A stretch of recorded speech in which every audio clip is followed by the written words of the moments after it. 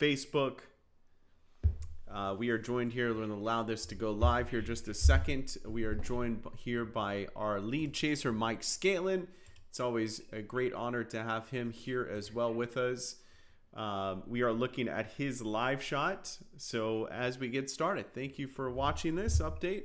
Let me, Mike, share this to our group real quick so we can get this out and about as this live update just now populating here. Let's see here. There we go. So thanks for joining. Thanks for saying hello. Thank you for hitting that like or love button. I appreciate that greatly. This is a live update on Hurricane Helene. And this is a major hurricane. So Mike Scantlin, our lead chaser, is joining us tonight. This is also powered by Half Moon Plumbing, HCS Roofing, and the Generator SuperCenter. Mike, give us an update on where you're at right now, first off. Yes, sir. I am in Tallahassee here, just across U.S. Highway 90 from Florida State University. Looking due west here, down U.S. 90, and some little cells moving in. There are a couple lightning flashes here on the left. There goes one. So, look at that.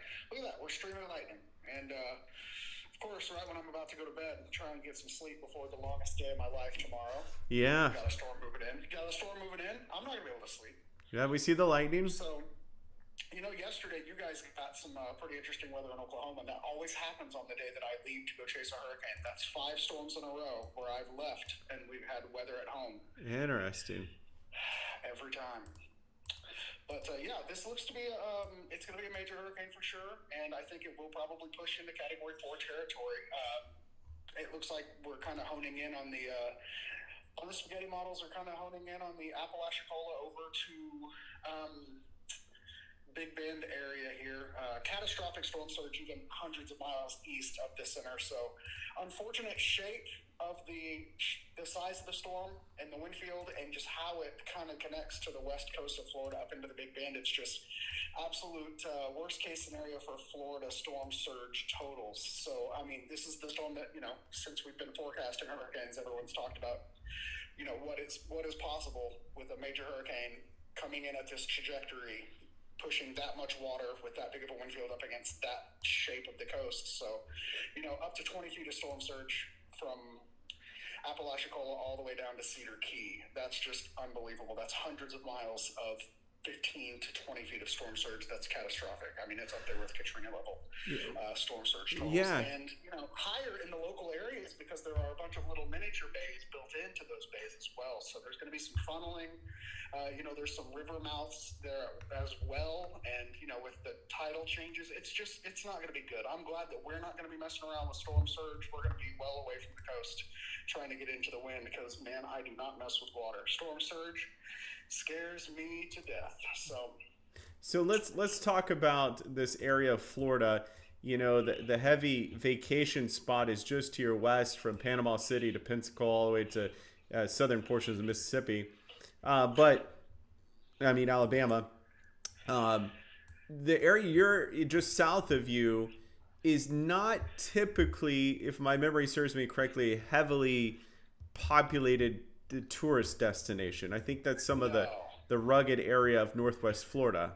Absolutely. That's where you start getting into the more forested, they call it the nature coast and the Big Bend. It has all kinds of nicknames, but it's definitely not the tourism spot. It's not Destin. It's not Panama City Beach.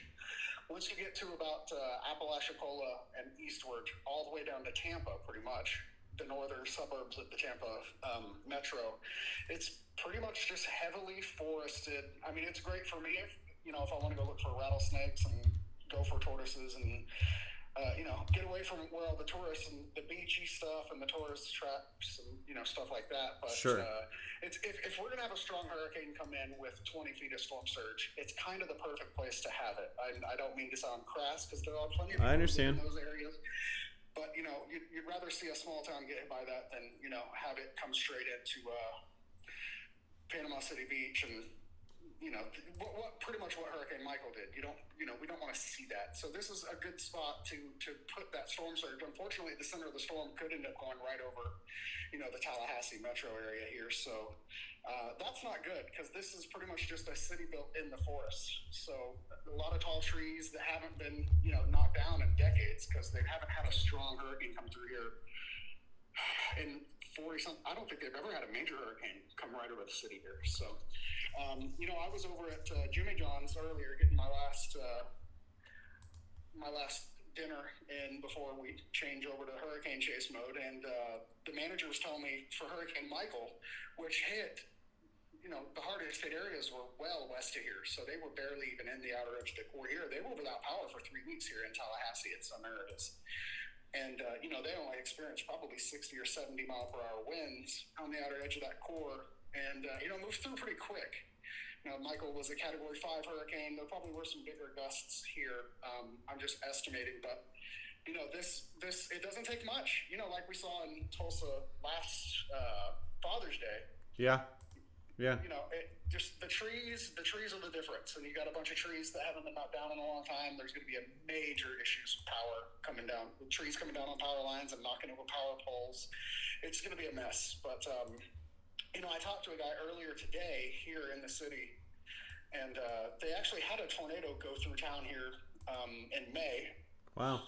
And, it did quite a bit of damage, but he said that the city infrastructure is actually pretty good here in the city of Tallahassee. They're really good about keeping things, getting things back to normal.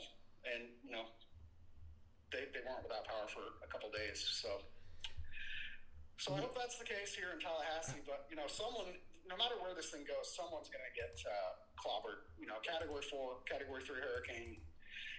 Those are all kind of just weird little imaginary lines that humans like to draw in nature. It's going to be bad. It's going to be bad for somebody, but this is kind of the perfect place to send it if you're going to send one. So let me ask you this: what is the population now in Tallahassee? Has it dropped considerably? That's a great question. I mean, do there look like there's still a lot of people around? Oh yeah, no. So the university is just across the street from me, and today I was covering preparations and whatnot. There's no one's leaving Tallahassee. The only people that are evacuating are people that are closer to the coast and in more of the storm surge areas. Now, we do have a mandatory evacuation here in the city for people who live in manufactured homes. Mm-hmm. And that mandatory evacuation came out over a push notification earlier through the cell phone networks. And that was basically saying we are going to have winds that are going to knock trees down, and if you don't live in a sturdy structure, you are at risk of dying from getting a tree smashed on you. I mean, really strongly worded warning, but it's absolutely correct. Mobile homes are not built to handle trees falling on it, and some homes, even well-built homes, will fail after a tree falls on it. So, there are no really evacuation orders here in the city other than just manufactured homes. So. It's business as usual. You can look down the strip here, and everything's still open. I went to Walmart and Target earlier to try and gather my last second essentials, get some water and a rain jacket, because I forgot my rain jacket, because I'm very, very smart and prepared. And Mike, it's full. It's college kids buying stuff because they know they might be without power for a couple of days, and a lot of people talking about it, a lot of people, a little nervous, scared, but making their preparations. And, the sandbag station I was at earlier in the day, they couldn't keep sand in the park. I mean, they were just, as quick as they could dump it, people were taking it out. So it's crazy. That's a good sign. All right. So 24 hours from now, when this makes landfall, are you going to go live with us?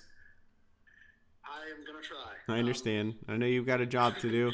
I think we're going to have issues with the cell phone network tomorrow. Sure. But, I've got a couple different carriers. I'm teamed up with Storm Chaser Aaron J-Jack. So. Oh, cool. We've got a few different cell phones and different networks that we're going to try and use. But, if there's stuff happening, I'll try to keep the Facebook stream up. Okay. And, we'll be in touch. It's going to be a long day tomorrow. I'll be up at 8 in the morning doing live shots. So. Oof, yeah. Well, I hate these nighttime landfalls, but well, we'll be there. I wish you the best of luck. I want you to stay safe. I appreciate the live update.